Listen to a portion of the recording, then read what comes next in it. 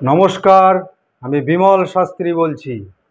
12 বছর পর রবি নতুন বছরে অর্থাৎ 14ই এপ্রিল 2024-এ রবিবার উদয় হবে নতুন রূপে উচ্চস্থ হয়ে পরম মিত্রের সাথে।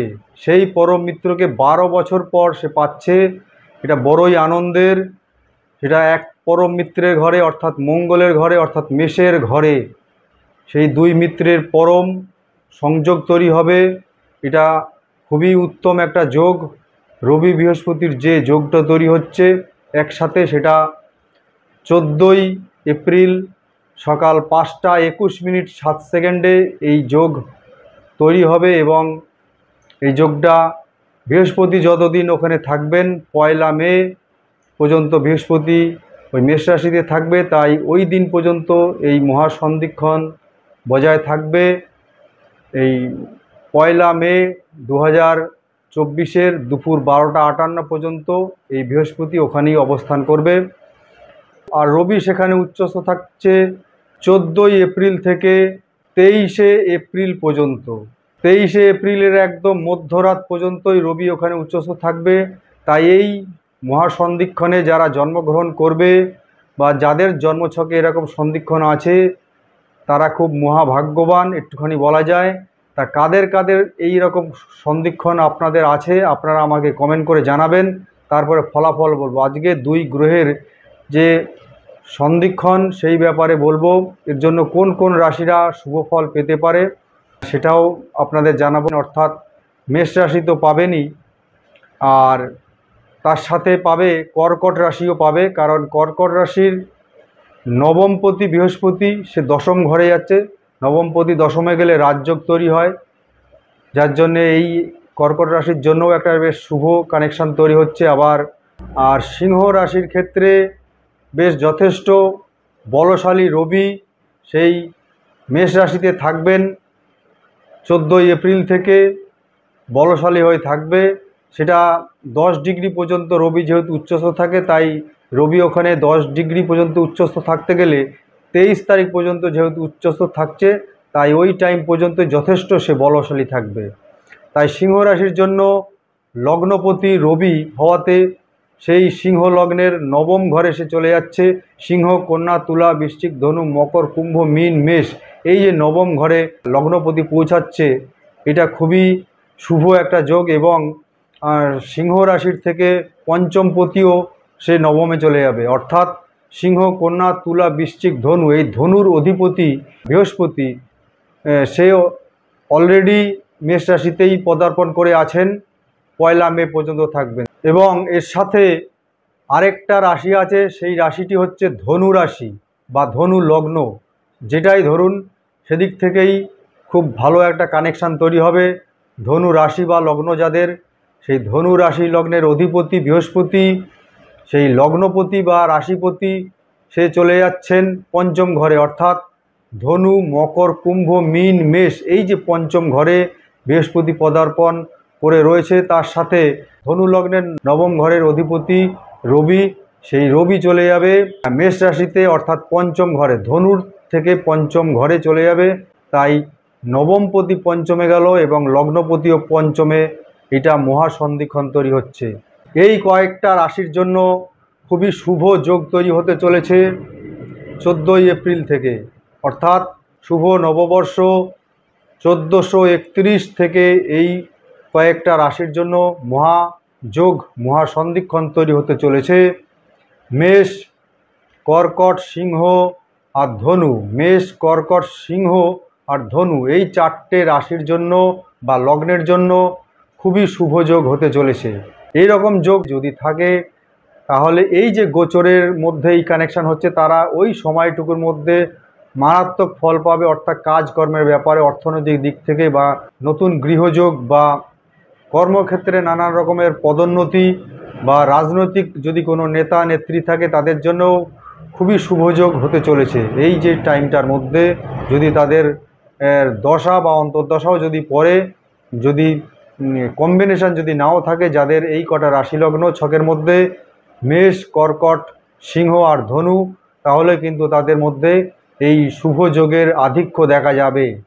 যাদের মেষ রাশি বা লগ্ন, সেই রাশি বা লগ্নের মধ্যে দুই পরম মিত্র তো 12 বছর পর তো সম্বন্ধ তৈরি করবে, কিন্তু পরম মিত্র কিন্তু তাদের সাথে অর্থাৎ মঙ্গল কিন্তু তাদের সাথে থাকতে পারল না। এটা বড়ই দুঃখের। এবং ওই পরম মিত্র মঙ্গল তাদের দৃষ্টিও দিতে পারছে না, অর্থাৎ দেখতে পারছে না। তার নিজের ঘরে, মঙ্গলের ঘরে দুই পরম মিত্র আসলো, কিন্তু বন্ধু থাকতে পারলো না বা দেখতে পারলো না। এটা খুবই দুঃখের একটা ঘটনা। এবং সেই মিত্র কোথায় থাকছে সেই সময় মঙ্গল থাকবে শনির ঘরে, শনির কবজায়। তাই এইটা মঙ্গল বা মেষ রাশির জন্য কিছুটা হানিকারক হতে পারে। তাই তাদের বলবো তারা একটু সাবধানে গাড়ি ঘোড়া চালাবেন। শনি মঙ্গলের যেহেতু কম্বিনেশন রয়েছে ছকের মধ্যে ওই গোচরকালীনে, তাই এই সময়তে এই রাশি লগ্নের জাতকদের জন্য, মানে মেষ রাশি বা বৃশ্চিক রাশির জাতক জাতিকা যারা রয়েছে তাদের জন্য একটু সমস্যা তৈরি হয়। কিছু কিছু ক্ষেত্রে আবার মকর এবং কুম্ভর ক্ষেত্রেও কিছু কিছু সমস্যা হতে পারে, অর্থনৈতিক দিক থেকে বা আত্মীয় স্বজনের দিক থেকে বা বৈবাহিক কোনো সম্পর্ক দিক থেকেও একটা সমস্যা তৈরি হতে পারে। যেমন শুভযোগ আছে, কিছু অশুভ যোগও থাকবে। এবং সেই মেষ রাশিতেও আবার শনির দৃষ্টিটাও রয়েছে, ভালো করে দেখবেন। শনি আছে কিন্তু অলরেডি কুম্ভে, শনি কুম্ভে থেকে মেষে দৃষ্টি দিয়েছে। কুম্ভ, মীন, মেষ এই 3 নম্বর ঘরে শনির দৃষ্টি থাকে।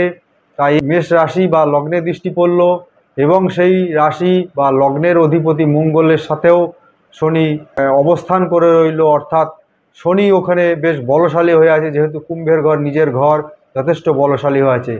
কিন্তু রবির ও বৃহস্পতির কারোর দৃষ্টি নেই ওই ঘরে, তাই মঙ্গল ওখানে যথেষ্ট কষ্টে থাকবে। তাই পরম মিত্র ওখানে থাকলেও পরম মিত্র কিন্তু তার জন্য অনুতাপ করবে, অর্থাৎ তারা খুব আনন্দও খুব একটা করতে পারবে না। পরম মিত্রের ঘরে দুই মিত্র একসাথে থাকলেও সেই আনন্দ তাদের কিন্তু অতটা আনন্দর নয়, সেটা কিছুটা নিরানন্দ তাদের মধ্যে আসবে। তাই আনন্দের মধ্যেও এই রাশি বা লগ্নের জাতক জাতিকাদের মধ্যে কিছুটা নিরানন্দ লক্ষ্য করা যায়। এইভাবে গ্রহের কম্বিনেশন যদি আমরা অন্তর থেকে একটু বিচার বিশ্লেষণ করি, তাহলেই বুঝতে পারবো যে প্রত্যেকটা মানুষের মধ্যেও যে কত রকমের সুখ দুঃখ বা কষ্টের মধ্যেও আনন্দ বা আনন্দের মধ্যেও যে কত কষ্ট আছে, সেইগুলো এই গ্রহের কম্বিনেশন থেকে পরিষ্কার বোঝা যায়। এবং নক্ষত্রের বিচার তো বিশ্লেষণটা আমি বাদ দিলাম, শুধুমাত্র গ্রহের কম্বিনেশনটা যদি ভালো করে আপনারা খেয়াল করেন বুঝতে পারবেন। দুই বন্ধু পরম মিত্রের ঘরে রইল, কিন্তু মিত্র কিন্তু ওখানে দেখতে পারলো না, দৃষ্টি দিতে পারলো না, মিত্র রইল শত্রুর কবজায়, অর্থাৎ শনির ঘরে। এটা একটা খুব অশুভ একটা যোগ তৈরি করছে। মেষ রাশি বা লগ্নের যে নবমপতি লগ্নে আসলো, এটা একটা ভালো, মানে অর্থাৎ তার উচ্চ শিক্ষার ক্ষেত্রে বা বিদেশ যাত্রার ক্ষেত্রে এইগুলো খুব তার ভালো একটা যোগাযোগ তৈরি হবে, বা তার পিএইচডি বা উচ্চ বিদ্যার যত রকমের কম্বিনেশন তৈরি আছে সেগুলো তার ফুলফিল হতে পারে, এবং তার ভাগ্যের একটা উন্নতি হবে, এটা বোঝা যায়। কিন্তু সেটা খুব কষ্টের মধ্যে দিয়ে, যেহেতু শনির একটা দৃষ্টি আছে তাই। আর কর্কট রাশি বা লগ্নের জাতক জাতিকাদের মধ্যেও একটা শুভ কম্বিনেশন তৈরি হবে, অর্থাৎ ভাগ্যের পরিণতি তার কর্মের মধ্যে দিয়ে ঘটবে, অর্থাৎ নবমপতি দশম ঘরে পৌঁছাচ্ছে। এটা রবির সাথে থাকবে, এটা উচ্চ পদমর্যাদা হবে তার কর্মস্থলে, শুভ যোগ বলা যায়। এছাড়াও ধনু লগ্নের ক্ষেত্রেও, ধনু লগ্নের নবমপতি পঞ্চম ঘরে, এটাও একটা শুভযোগ। নবমপতি পঞ্চম ঘরে, অর্থাৎ তার বুদ্ধিমত্তার পরিচয় দেবে, অর্থাৎ স্টুডেন্টদের জন্য খুব দারুণ একটা যোগ, নবমপতি পঞ্চমের যোগ। ধনু যাদের রাশি বা লগ্ন হবে সেই সমস্ত জাতক জাতিকাদের জন্য দারুণ একটা সুখবর তারা পেতে চলেছে এই টাইমের মধ্যে। আর মনে রাখবেন, রবি কিন্তু উচ্চস্থ থাকছে 10 ডিগ্রি পর্যন্ত, অর্থাৎ 23 তারিখ পর্যন্ত 10 ডিগ্রি কমপ্লিট হয়ে যাবে, তারপরে কিন্তু আর থাকবে না। অর্থাৎ 24 তারিখ হয়ে গেলেই, অর্থাৎ মধ্যরাত 23 তারিখের পরেই 12টা 15-20 মিনিটের পর থেকেই রবি 10 ডিগ্রি পেরিয়ে যাবে। তাই ওই ডেট পর্যন্ত, ওই টাইম পর্যন্ত রবি উচ্চস্থ থাকবে, বলশালী থাকবে।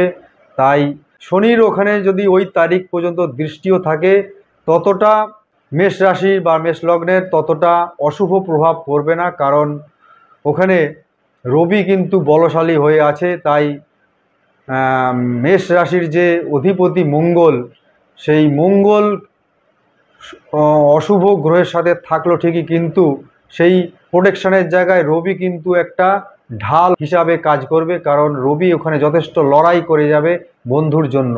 বৃহস্পতিও থাকছে, এতে কোনো সমস্যা নেই। তাই কিছুটা হলেও অন্তত মেষ রাশির মধ্যে লড়াইয়ের মধ্যে দিয়ে তারা সাকসেস একটা আশা করা যায়, লড়াইয়ের মধ্যে দিয়ে তাদের একটা উন্নতি হবে এই টাইমের মধ্যে বোঝা যায়। এই হচ্ছে গ্রহের কম্বিনেশান, গোচরের কম্বিনেশান। মাঝে মাঝে আগুনের মতন জ্বলে উঠতে পারে এই গোচর।